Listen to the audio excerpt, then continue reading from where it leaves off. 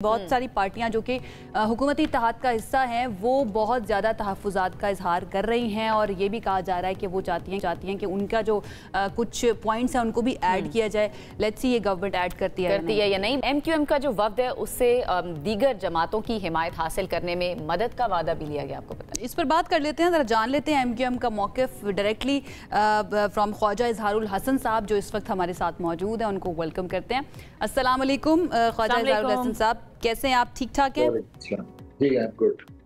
Thank you so much for joining us. सबसे पहले मैं यही चाहूँगी MQM की तरफ से जो एक मुसव्वदा है जो कि बल्दियाती हुकूमत का है वो मंजूर करने की या इस मुसव्वदे में शामिल करने की यकीन दहानी कराई गई है। ज़रा ओवरऑल सिचुएशन बताएंगे इस वक्त क्या है? सिर्फ वही एक पॉइंट है जो MQM चाहती है ऐड किया जाए 27वीं आईनी तरमीम में?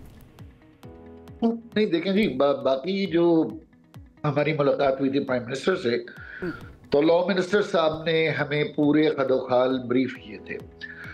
तो जहाँ तक उसमें NFC के ऊपर बहुत सारे मसाइल थे, 18 अमेंडमेंट है और कुछ आर्म फोर्सेस के अंदर अमेंडमेंट है एक्ट में, तो वो तमाम के तमाम ज़ाहिर है वो के एक अवामी और स्ट्रेटेजिक इशूज़ थे, तो इसके ऊपर हमने हिमायत की और 18वीं तरमीम के तो हम सबसे बड़े नाक़िद भी रहे हैं। लेकिन जो हमारा सबसे ज़्यादा जोर था, आपको याद होगा PDM की जब गवर्नमेंट थी तो हमने एक एग्रीमेंट साइन किया था जिसमें बिलावल साहब, मौलाना फजलुर रहमान साहब, शहबाज शरीफ साहब, खालिद मलकी साहब, इन सब के साइन थे। I believe 6 वो मुसव्वदा फिर आगे कैरी ऑन हुआ हमारा इस गवर्नमेंट में। तो हम यही चाहते हैं कि हमारे से जो वादे आपने तहरीरी तौर पे किए थे उसमें पीपल्स पार्टी भी शामिल थी, मौलाना फजलुर रहमान भी थे, तो हमने उनको ये दोबारा याद दहानी करवाई और वजीर आजम से दरखास्त की कि हमारा जो 148 का कॉन्स्टिट्यूशनल प्रोटेक्शन का ड्राफ्ट है वो शामिल कर दिया जाए। दिलचस्प बात यह है कि अब से एक हफ्ते कबल पंजाब असेंबली में उसी मुसव्वदे के कम बेश 140 ए पे करारदाद यूनानिमसली पास हुई है जिसमें पीपल्स पार्टी के अरकान ने भी हिमायत की।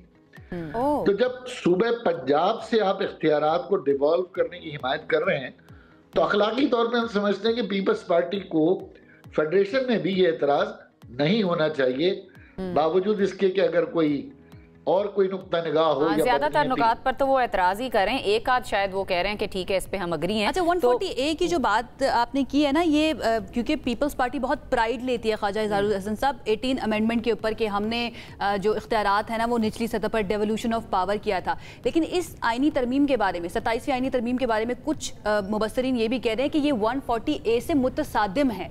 इसके बारे में आपकी क्या राय है? देखिए, 140A से मुतसादिम कैसे हो सकती है मुझे नहीं मालूम, क्योंकि 140A तो एक अलग चैप्टर है और वो एक अलग आर्टिकल है। उसमें जो बाकी आर्टिकल्स हैं उसका उससे कोई तसादुम नहीं है। कॉन्स्टिट्यूशनल जजेस का है, उसका कोई तसादुम नहीं है। आर्म फोर्सेस का है, कोई तसादुम नहीं है। 18 अमेंडमेंट में क्यूरिकुलम, यूनिफॉर्म क्यूरिकुलम है, उसका भी कोई तसादुम नहीं है। तसादुम तो ये है कि 18 अमेंडमेंट में और चार्टर ऑफ डेमोक्रेसी में जब ये तमाम जमातों ने वादा किया था कि इख्तियारात को निचली सतह पे मुंतकिल करेंगे, तो बदकिस्मती से वो इख्तियारात वज़ीर-ए-आला हाउस में पार्क हो गए। लेकिन मैं फिर दोहरा रहा हूँ, ख्वाजा साहब, सूबे की बात हो तो पंजाब में पीपल्स पार्टी सूबे बनाने की हिमायत करती है।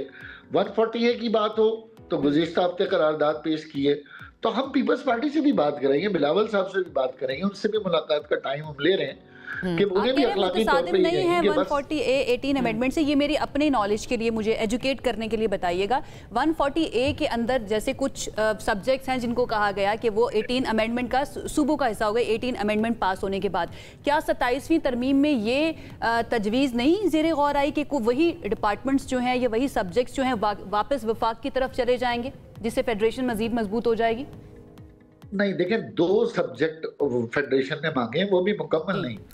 एक तो पॉपुलेशन मांगी है, यकीनन आबादी का ताल्लुक जो हमारा सेंसस का ताल्लुक फेडरेशन से है। सूबों के अंदर जितनी भी मर्दमशुमारी होती है वो फेडरेशन की जिम्मेदारी होती है, तो वो पॉपुलेशन का टोटल इख्तियार फेडरेशन लेना चाहती है ताकि मर्दमशुमारी का एक मैकेनिज्म ड्राइव हो। और MQM का क्या मौक़िफ़ है इस पर? अलग अलग क्योंकि एमक्यूएम को बहुत ज़्यादा मरदमशुमारी के ऊपर ख़ास तौर पर तहफ़्फ़ुज़ात रहे हैं, तो एमक्यूएम इस पर अग्री करती है इस पॉइंट से कि फेडरेशन पे चले जाए वापस? देखिए, हम तो 70 लाख लोग बाजियाब करा चुके जो हमारे साथ ज्यादती हुई थी, हमने तो अपना मकसद हासिल कर लिया। लेकिन अब आने वाले 10 साल बाद जब मरदमशुमारी हो तो हम चाहते हैं हमें दोबारा वही हेक्टिक एक्सरसाइज ना करनी पड़े। और दूसरा क्यूरिकुलम चाहते हैं प्राइम मिनिस्टर साहब, PMLN पूरे पाकिस्तान में एक जैसा हो। कहीं पर एक्सट्रीमिज्म को अप्रिशिएट किया गया, कहीं एक्सट्रीमिज्म को डिस्करेज किया गया, कहीं बहुत ही लिबरल क्यूरिकुलम है, कहीं बहुत ही ज्यादा मुतसादिम है आइन से। तो क्यूरिकुलम अगर एक होगा तो हमारी जो नई आने वाली जनरेशन है बिल्कुल सही है, वो यकसा तौर पे आप कह रहे हैं कि यकसा तौर पर बराबरी की सतह पर चलना चाहिए। अच्छा ख्वाजा साहब, आपने कहा कि हम पीपल्स पार्टी से भी बात करेंगे, जरदारी साहब से भी बात करेंगे, बिलावल भुट्टो से भी बात करेंगे, लेकिन ज्यादातर निकात जिस तरह मैंने पहले कहा कि वो मुस्तरद कर चुके हैं इस तरमीम के। अगर वो अभी भी नहीं मानते हैं आपके कहने पे या दीगर जमातों के कहने पे, फिर आगे आपको क्या मामला कहाँ पर जाता हुआ नजर आ रहा है? इस 27वीं आईनी तरमीम का जो प्रोसेस है वो आपको लगता है कि तातुल का शिकार हो सकता है या फिर खराब हो सकता है ये मामला? नहीं जी, हम तो चाहते हैं पीपल्स पार्टी अगर उसकी मुखालफत करती है तो बिल्कुल खुल के करे, वोट ना दे, उसके खिलाफ वोट दे। अगर ये राय बन रही है पीपल्स पार्टी में, और हम ये चाहते हैं कि उनका ये तहरीरी मुआहदा भी फिर हम मंजर आम पे लाएंगे, उनका मंशूर भी लाएंगे, और एक जो बादियों नजर में एक बदनीयती मुझे नजर आ रही है वो भी मेरा ख्याल है अवाम के सामने रखेंगे। बाकी सिंध की अवाम की किस्मत है, जो रूरल एरियाज से उनको 17 साल से मनोवन भुगत रहे हैं वो भुगतते रहे, लेकिन अर्बन एरियाज जो है ना वो रजिस्ट करेंगे। लेकिन वो कल हम पढ़ रहे थे, बल्कि तकरीर भी की सीएम सिंध ने, मुराद अली शाह ने, कि वो न्यूयॉर्क से तजबीह दे रहे हैं कि तब्दीली जो है ना वो सिंध से शुरू हुई थी। यंगेस्ट मेयर जो है वो पहले सिंध ने चूज़ किया था, उसके बाद न्यूयॉर्क तक वो तब्दीली गई है। ख्वाजा साहब बहुत बहुत शुक्रिया, आप हमारे साथ मौजूद थे। आपने तमाम जो हम जो डिस्कस करना चाह रहे थे वो सारे सवालों के आपने जवाब बड़े अच्छे तरीके से दिए। ख्वाजा इजहारुल हसन साहब MQM के रहनुमा हमारे साथ मौजूद थे, और 27वीं आईनी तरमीम का मुसवदा आज मंजूर होने का इम्कान है, इस पर वो बात कर रहे थे। अब लेट्स सी होता है या नहीं होता, क्योंकि वफाकी काबीना का इजलास जो है ना वो मनसूख हो गया, उसके लिए थोड़ा सा हमें और इंतजार करना पड़ेगा।